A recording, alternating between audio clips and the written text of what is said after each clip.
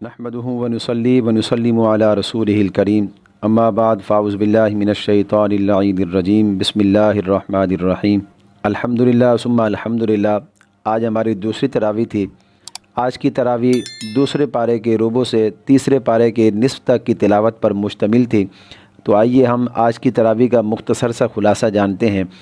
हज़रात गिरामी, सूरतुल बक़रा बड़ी हद तक इस्लामी दावत, हुकूकुल इबाद, निज़ाम ज़िंदगी और मुआशरत की तालीम का निचोड़ है। नमाज, रोज़ा, हज के अहकाम भी इसी सूरत में मौजूद हैं।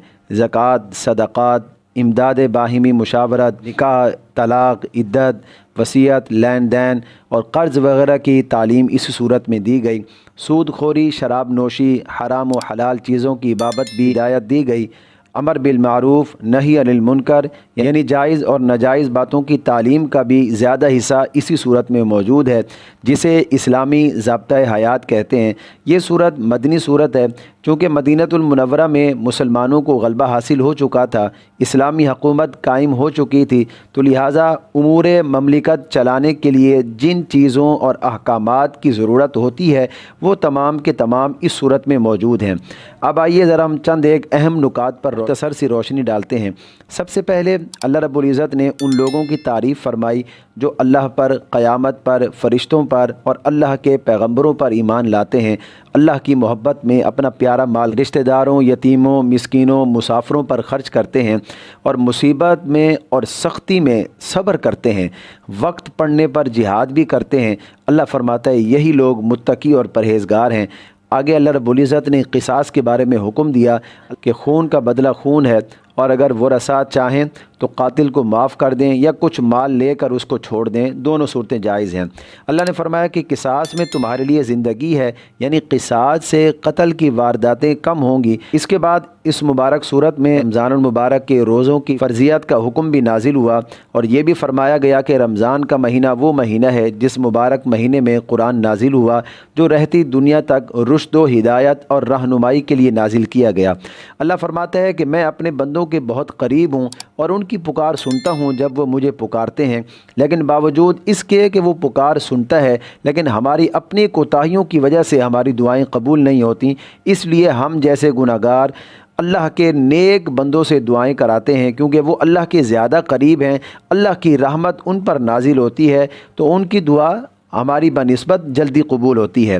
इसके अलावा अल्लाह रब्बुल इज़्ज़त ने लोगों को लोगों के घरों में जाने का आदाब भी सिखाए कि जब भी किसी के घर में जाना हो तो दीवारें कूद कर या तोड़ कर ना जाओ, बल्कि लोगों के घर दरवाज़ों से जाओ। और सुन्नत तरीका ये है कि 3 बार इजाज़त ली जाए, दरवाज़े पर दस्तक दी जाए।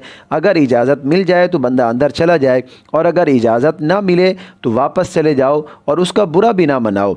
अल्लाह ने हज के अहकाम नाजिल फरमाए कि जो एहराम बांध चुका है, नियत कर चुका है, फिर किसी वजह से वो हज पर नहीं जा सका, तो उस वक्त तक वो एहराम नहीं खोल सकता जब तक कि हरम में कुर्बानी ना दी जाए, और जब वहाँ यानी हरम में कुर्बानी हो जाए तो अब ये एहराम खोल सकता है। अल्लाह ने मुसलमानों को हुक्म दिया कि ए ईमान वालो, इस्लाम में पूरे पूरे दाखिल हो जाओ। ग़ज़वा अहज़ाब में मुसलमानों को सख्त सर्दी और भूख से अल्लाह रब्बुल इज़्ज़त ने आज़माया। अल्लाह के महबूब अलैहिस्सलातु वस्सलाम के प्यारे सहाबा ने अर्ज़ की कि या रसूल अल्लाह सल्लल्लाहु तआला अलैहि वसल्लम, अल्लाह की मदद कब आएगी? तो आप अलैहिस्सलातु वस्सलाम ने इरशाद फरमाया कि ए मेरे सहाबा, अल्लाह की राह में तकलीफ़ें बर्दाश्त करना यह अल्लाह के ख़ास बंदों का मामूल रहा है, और पिछली उम्मतों में ईमान वालों को लोगों ने गड्ढे खोद कर ज़मीन में दबाया, आरे से चीर कर 2 टुकड़े किए जाते, लोहे की कंघियों से उनके गोश्त नोचे जाते। तो अल्लाह ने फिर अपने हबीब से फरमाया कि ए महबूब सल्लल्लाहु तआला अलैहि वसल्लम, अपने ग़ुलामों से फरमा दीजिए कि वो सब्र करें, बेशक अल्लाह की मदद बहुत करीब है और वो ज़रूर पहुँचेगी। और ग़ज़वा अहज़ाब के बाद शराब को हराम करार दिया गया, जुए को भी हराम फरमाया गया। ये दोनों चीज़ें इंसानी सेहत और माल के लिए नुकसान। निकाह के लिए मुसलमानों को हुक्म दिया गया कि मुसलमान मर्द सिर्फ़ मुसलमान مسلمان خواتین سے ہی نکاح کریں، کسی غیر مسلم سے ہرگز نکاح نہ کریں، اور ایام مخصوصہ یعنی ماہواری میں اپنی عورتوں سے صحبت سے منع کیا گیا کیونکہ یہ ناپاکی ہے، اور طلاق والی عورتوں کو حکم دیا گیا کہ وہ 3 ماہواریوں تک یعنی 3 ماہ تک اپنے آپ کو روکے رکھیں اور اس کے بعد کسی اور مسلمان مرد سے نکاح کریں۔ یہ 3 ماہواریاں اس کی عدت ہے، یعنی 3 ماہ طلاق یافتہ عورت کی عدت ہے، اور اگر وہ حاملہ ہے تو وضع حمل اس کی عدت ہے، اور ماؤں کو حکم دیا گیا کہ وہ بچوں کو 2 برس تک دودھ پلائیں اگر مدت پوری کرنا چاہیں، اور اگر وہ دودھ چھڑوانا چاہیں تو میاں بیوی باہمی مشاورت سے اس سے پہلے بھی چھڑا سکتے ہیں، اور بیوہ کی عدت 4 مہینے اور 10 دن قرار دی گئی۔ سورۃ البقرہ کی آخری 2 آیاتیں نبی اکرم صلی اللہ تعالی علیہ وسلم کی شان میں نازل ہوئیں۔ آپ علیہ الصلوۃ والسلام نے فرمایا کہ مجھے سورۃ البقرہ کی آخری آیاتیں عرش کے نیچے سے دی گئیں اور مجھ سے پہلے کسی کو نہیں دی گئیں۔ جس گھر میں 3 راتیں ان 2 آیات کو پڑھا جائے اس گھر میں شیطان داخل نہیں ہوتا۔ سورۃ البقرہ کے بعد سورۃ آل عمران شروع ہوتی ہے، اس میں 200 آیاتیں 20 رکوع ہیں۔ اس سورت کو آل عمران اس لیے کہا جاتا ہے کہ اس میں آل عمران کو فضیلت دینے کا ذکر ہے۔ آل عمران میں حضرت عیسیٰ علیہ السلام، حضرت یحییٰ علیہ السلام، حضرت مریم اور حضرت مریم علیہ السلام کی والدہ اور حضرت عمران شامل ہیں۔ سورۃ آل عمران کی 80 آیاتیں نازل ہوئیں اور اس میں کفار کے باطل نظریے اور اعتقاد کا رد کیا گیا۔ اللہ رب العزت نے کفار کو فرمایا کہ بہت جلد تم مغلوب ہوگے اور جہنم کی طرف ہانکے جاؤ گے۔ نبی اکرم صلی اللہ تعالی علیہ وسلم جنگ بدر میں کفار کو شکست دے کر آپ مدینہ المنورہ واپس تشریف لائے تو یہود کو جمع کر کے حضور نے اسلام کی دعوت دی۔ آپ علیہ الصلوۃ والسلام نے ارشاد فرمایا کہ اسلام لے آؤ ورنہ تم بھی مصیبت میں گرفتار ہو جاؤ گے۔ تو یہودیوں نے کہا کہ یہ قریش تھے جو لڑنا نہیں جانتے تھے اس لیے وہ شکست کھا گئے، لیکن ہم بہترین جنگجو ہیں، ہم شکست نہیں کھا سکتے۔